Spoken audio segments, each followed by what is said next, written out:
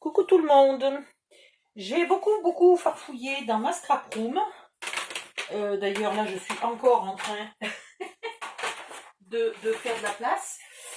J'ai beaucoup farfouillé et il y a quelque chose que je ne retrouve pas et ça m'embête bien parce qu'en plus je peux pas aller faire les courses en ce moment. Donc on va le faire sans ça. Je vous en referai un autre plus tard. Voilà, ça c'est le matériel pour finir. Alors j'ai perdu deux choses. J'ai perdu des enveloppes qui sont dans un papier spécial et j'ai perdu ma pâte à structure. Voilà, qui sert à faire ça. Et du coup, je suis bien coincée pour vous faire ce tuto, donc on va le faire pas comme j'avais pensé au début. Voilà, parce que j'ai trouvé ça comme enveloppe. Mais le papier est quand même trop fragile. C'est pas du tout ce que je veux. C'est du papier, et moi c'était pas des enveloppes en papier que je voulais. Donc, pour l'instant on est fichu, donc on va faire un traveler notebook assez classique en carton. Enfin carton en papier 160 ou 200 grammes, ou voilà. Donc il vous faut... Ah non, ça c'est du fin. Allez, on va prendre là. Je vais sûrement le faire en craft ou en papier noir. Alors attendez, que je réfléchisse. Celui-là est noir. Le mini-album est noir. Est-ce qu'on le fait en noir ou est-ce qu'on le fait en craft? Est-ce qu'on le fait en faux cuir? On pourrait le faire en faux cuir. Quoique, si vous voulez faire la couverture en faux cuir, vous n'avez qu'à regarder le tuto du mini-album de Harry Potter. Voilà, puisque je l'ai fait en faux cuir, ça ira très bien. J'hésite quand même.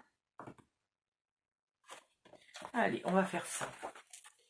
Est-ce qu'il y a du noir fin? Oui, parfait. Donc, je vais prendre du craft épais. Hop. Et du noir pas épais. Alors, pas épais, c'est quand même c'est au moins du 100 grammes. Hein. 100, peut-être 110, un truc comme ça. En tout cas, c'est plus épais que du 90 grammes et c'est plus fin que du 120. Donc, on est entre 90 et 120. Voilà, pas compliqué. Voilà. Hop. On va garder 21 de hauteur. Il faudrait que je trouve mon massicot. On va garder 21 de hauteur. Nos papiers, là, font 20,4. À peu près. 20,3, 20,3, à peu près, quoi. 0,3,4. Donc, on va faire... Ça fera 10,1 bricoles, donc on va faire la couverture à 10,5.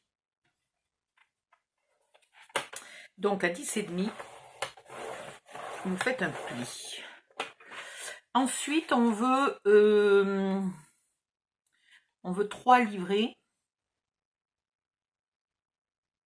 On peut éventuellement en mettre plus, mais j'ai gardé que 3 papiers pour faire les livrets.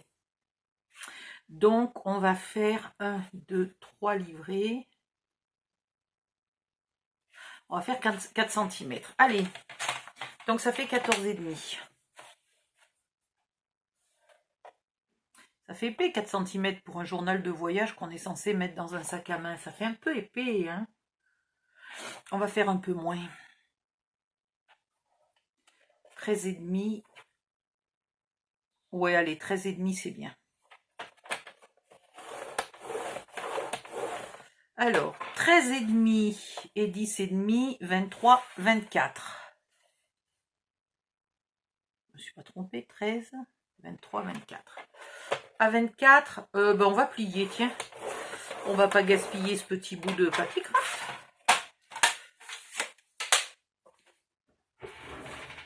Ensuite, on marque les plis.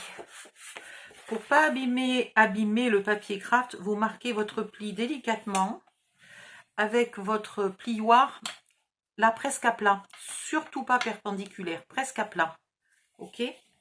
Et la première fois, vous appuyez pas comme un bourrin. La première fois, vous appuyez doucement.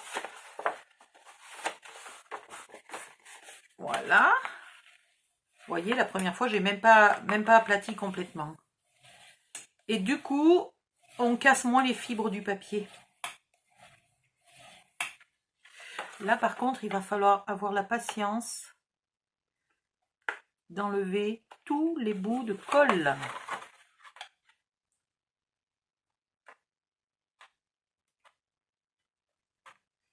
Je sais, c'est chiant.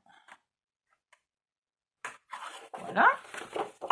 Même chose ici. Donc, je le rebique vers l'intérieur, là, ce rabat. Progressivement, pour pas casser la fibre du papier. Et voilà. Il est plié et le papier n'a pas cassé. Donc, ça, on décide si ça va être la pochette arrière ou avant. On verra après. Ensuite, on va passer des élastiques. Ah mince, j'ai rangé mon élastique. Je reviens. Une seconde. Hop, hop, hop. Je l'ai mis au sommet de l'étagère. Misère.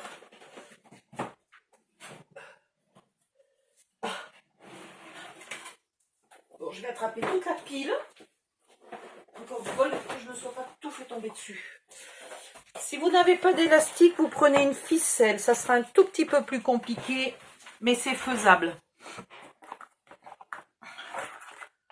Alors une ficelle dans ce style-là, par exemple, ça serait plus joli si elle était marron, mais ça va pas être pratique. Et oh, celle-là, voilà, dans ce style-là.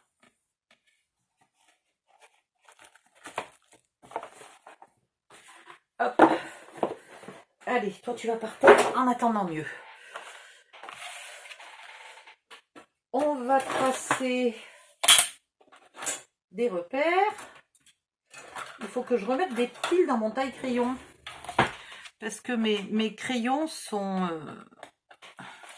Il y a encore du scotch là, hein, la colle. Je sais pas si je vais pas couper un bon coup.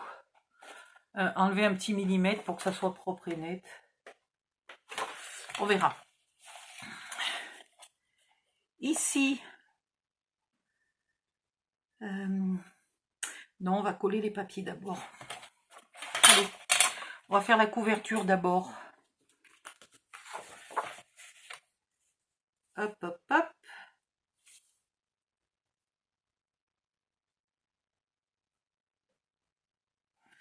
Donc, ici, il va me falloir la moitié, hein, tout bêtement. Où est le massicot?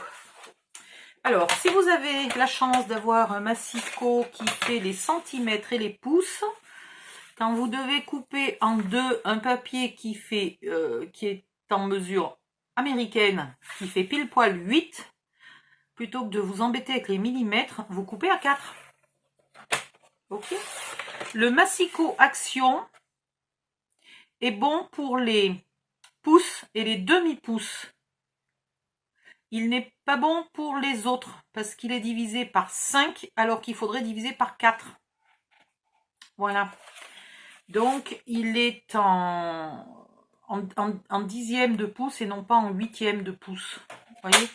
Donc, vous pouvez vous en servir pour 4 ou 3,5 par exemple, mais pas entre les deux.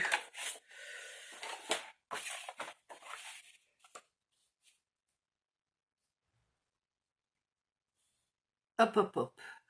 Donc, je ne vais pas le coller tout de suite, il faut que je retrouve ma colle, il faut que je retrouve, j'ai qu'un pinceau, il est tout petit. Oh là là, j'avais pas vu que mon pinceau, il était dur comme ça. Il a mal été lavé celui-là. Hein. Oh la vache. Oh la vache, je sais pas si je vais arriver à le faire avec ça. Bon, je reviens, je vais chercher ma colle et tout le tralala. À tout de suite. Eh ben dis donc, je savais pas que j'avais autant de vernis-colle. Ils doivent être vieux ceux-là, mais super vieux. Et apparemment, toujours tout à fait aussi bon. Bon, bah, tout va bien. Ça... Ah non, ça c'est autre chose, ça. Ça n'a rien à voir. C'est pour durcir le tissu, ça. Pour faire des effets de drapé et compagnie. Après, j'ai du vernis. Et j'ai de la déco glue brillante. Donc, pas tout à fait ce que je veux. Mais ça pourrait faire. Où c'est passé? Là.